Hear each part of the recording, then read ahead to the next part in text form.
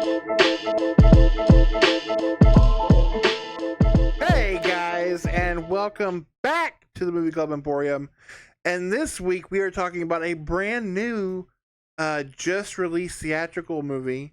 It's the latest installment in the Ghostbuster franchise, Ghostbusters: Frozen Empire.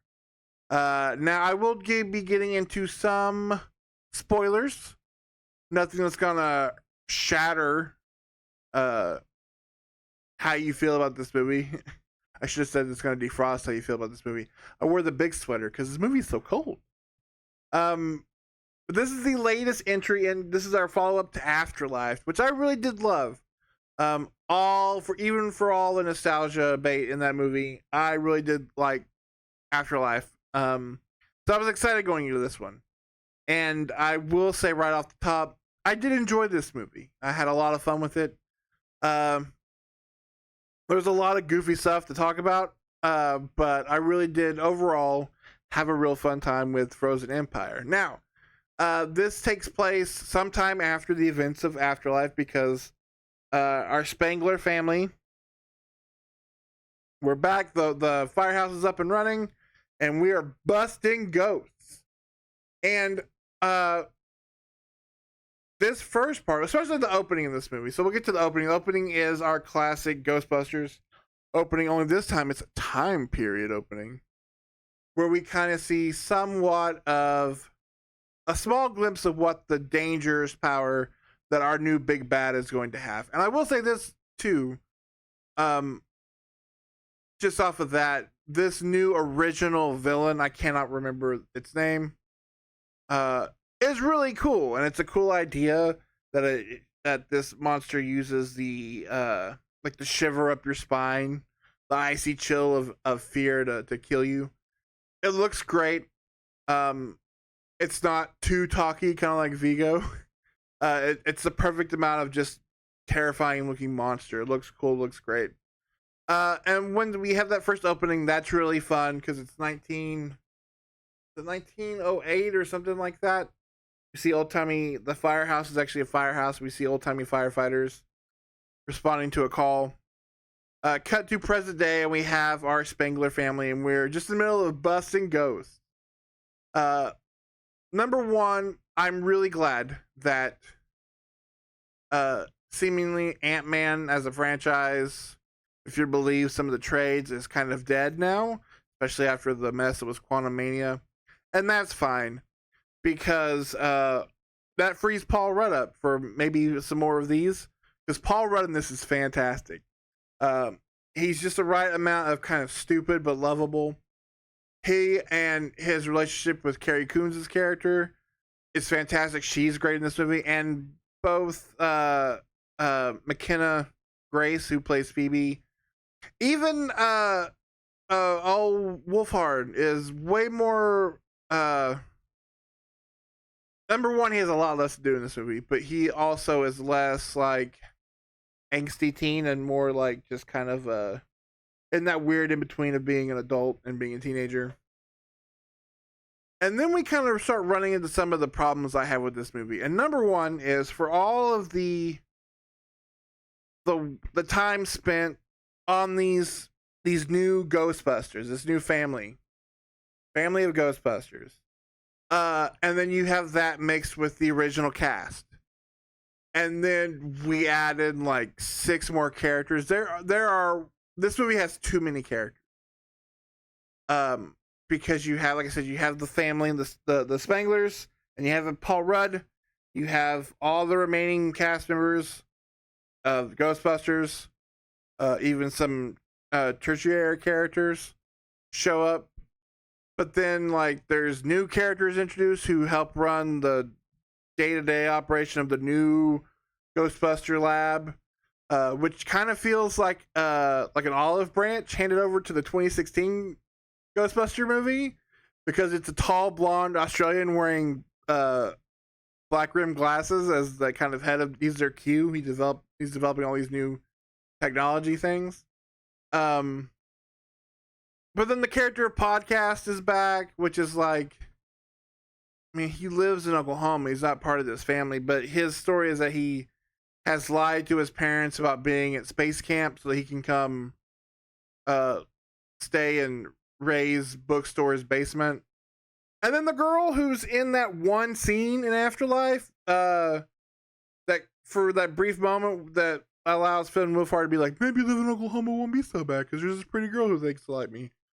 She's back and she's working at Ghostbusters Corps. Like, there's just. And then we add in the new characters. Kumail Nanjiani, who is very funny in this movie. Patton Oswalt, who is very funny in this movie. There are too many Ghostbusters. There's just so many characters. And then again, like I said, there's, Walter Peck. William Atherton shows up as the mayor. That's a fun touch. For no reason whatsoever than a pure nostalgic memory.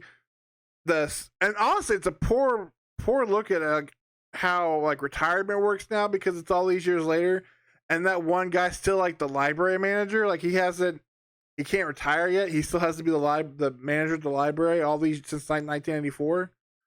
40 years later, and he's still just the manager of the library. Another thing that they do, which is weird, is, and also this is, besides there being too many characters, this is kind of my biggest gripe with the movie.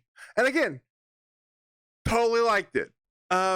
Is that we start this movie, our big conflict, our internal conflict, is that they say that our character Phoebe, little lady Egon, she's too young. She's only 15 years old, so she's too young to be a Ghostbuster. So she's grounded from being a Ghostbuster. Because the mayor already doesn't like your stuff, like the Ghostbusters, because he's, old Nicholas Peck, and why all of a sudden they're like, oh, well, the Ghostbusters were still kind of unsanctioned, but okay, I guess we had to follow this one child labor law to its fullest. So sorry, 15-year-old girl who saved the world in the last movie and is who the heir apparent to the Ghostbusters. She can't be a Ghostbuster because she's only 15. Remember that, she's only 15. She can't be a Ghostbuster. And then her side plot through the movie is her meeting this young female ghost. And then it's like, well, she can't be a Ghostbuster because she's 15, but let's see where it goes with this other hot ghost girl, and maybe we look at a little bit of a sexual awakening. And it's like, I don't know, movie. Maybe we don't need this. And that leads to a twist in the movie halfway through that they spoil before the twist happens, which is kind of like you would be too stupid to figure it out, I guess, even though you don't need that reveal before the twist. Honestly, you don't need that whole subplot. And it just kind of leads to her not really being a part of the movie. I think who also is not a part of this movie, and that is Finn Wolfhard. I don't know if this is because of they were still trying to get stuff for Stranger Things, but he is in the movie to be like, I'm an adult. Now, if you'll excuse me, Slimer lives in the attic, and I'm going to go do a couple of scenes with him and then kind of fade out of this movie till the ending when it's appropriate. And I like the idea of the new Ghostbuster tech. We have all this new technology, this new way of because that's always been they're not only ghost exterminators, they were all scientists, so they're studying these things. So that all that stuff is cool. I think we have a little too much. If we do another movie, we definitely need to cut. We need to cut ties with some, if not all, of the original cast. Now, I love them, and seeing Annie Potts wear those goofy blue glasses, I am down for. She's great in the movie. I love that they give Winston, Ernie Hudson, more to do in this movie, because he's very notoriously been kind of an afterthought for those original franchise films. And I love that you kind of have Dan Aykroyd as this almost grandpa surrogate who's literally busted makes him feel good because he's you should retire, you should be your golden years. And he's like, this is what I love, is the occult. Bill Murray shows up for one scene at the end, which is kind of funny, but it's a part of a plot point for this movie that I don't like. And then at the end, because we need all the Ghostbusters assembled. Otherwise, he doesn't need to be in this movie. The idea of like we are mixing ghost busting technology, but in order to stop this particular monster, we have to turn to like Avatar: The Last Airbender. Was a little weird, and now that's as spoiler free as I can get with that because there's a big reveal that it's. I don't need it. I don't think the movie needs it. Number one, this movie's over 2 hours long because everything is contractually obligated to be that long now. There's a lot you could cut out of this movie. The middle really dips. But I really liked the ending, and again, I love the core four. You know, I'm talking about the new core four. I mean, you love the old characters, and it's fun seeing them be in that world. But so much of that last movie was building on these new characters. I think we need to turn them loose. And by the characters, I mean like the family and Paul Rudd. Like I don't need podcasts anymore. I don't need the girl. I don't remember her name. And until they were like, "Oh, what are you doing here? Shouldn't you be in Oklahoma?" I didn't know who that was. And again, I love Kamal Nanjiani. I love Patton Oswalt. Patton Oswalt was a short role. Like there was rumors of that being a Ghostbuster movie for a while before the 2016 one.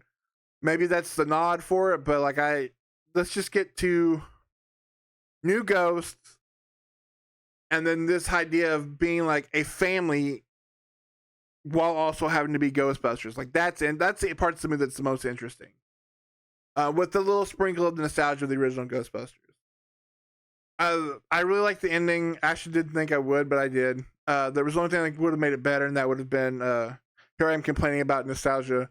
Would have been a Rick Moranis cameo because he's back now. He's doing Disney backed up a big enough truck. He's doing that legacy Honey I Shrunk the Kids movie or TV show on Disney Plus. I wanted him as the head of the lawyer, like the head of the attorneys for the new Ghostbuster company. Like that would have been funny. Again, there's a lot that I was not into with this movie, but at the end of the day, it's funny when it has to be funny. It's intense for the audience it's trying to reach, where it's kids, intense, scary for kids. And at the end of the day, it's kind of what Ghostbusters is, and so I really did enjoy it. I very famously have not hated any of these movies. There is a clear least of all, in my opinion, but that's just because the idea of what, not so much the actors or actresses in it, but just the take on it I didn't like. I enjoyed this, and I kind of hope to see if we've got one more in them, at least one more. I don't know if they will or not. I hope this one does well enough. I will say for our theater, for a Saturday afternoon, early afternoon screening, there was more people in there than I thought there would be. Especially with Kung Fu Panda out, because apparently only people in our town go to see cartoons. And spoilers, I will not be reviewing Kung Fu Panda. It looks terrible. Yeah, I was more upset with the trailers than I was with this movie. Like, this movie was fantastic compared to that Despicable Me 4 trailer didn't look good. The Kung Fu Panda 4 trailer didn't look good. I honestly am more upset with the casting of Chris Pratt as Garfield than I was as Super Mario. What are we doing? I even made the joke to Amber, like, if you're going to get somebody from Parks and Rec to play Garfield, how do you not get Ron Swanson? Like, that's perfect. Not Andy. Idiot. Anyway, next week is Easter. So what better way to celebrate than talking about The Pope's Exorcist, because it came upon a stream we did recently where somebody badmouthed this movie. That's actually kind of a lot of fun if you go into it looking for a good time. So next week we'll be talking about The Pope's Exorcist. Also down the line, we'll be talking about the new Roadhouse remake. I gotta put some distance between me and that before we get to it. And then coming up in April, if you haven't noticed on this channel, I've been slowly porting over some of our Twitch streams that we do every month. Last month, this month, because it's still technically March, Nick and I talked about the Fletch movie. So that live stream will go up under the live stream tab onto this page here in the near future. Our best and worst of 2023 is up there now. So is our favorite wrestling movies streams we did. So if you are excited about doing watching those live streams live, well, we do those every month over on our Twitch. And coming up in April, we're talking about Mad Max knockoff. So if you want to have a good time talking about sand and trying to drive cars wearing football pads, you're not going to want to miss that. I believe the 27th is what we're shooting for. So that more info will be up by then. Until then, keep on busting. Nope. I hated it the minute it came out of my mouth. I can't stop. Oh man, wow, this is just falling off the rails. I'm gonna get this. Go see Ghostbusters, or watch a Ghostbusters movie. Bye.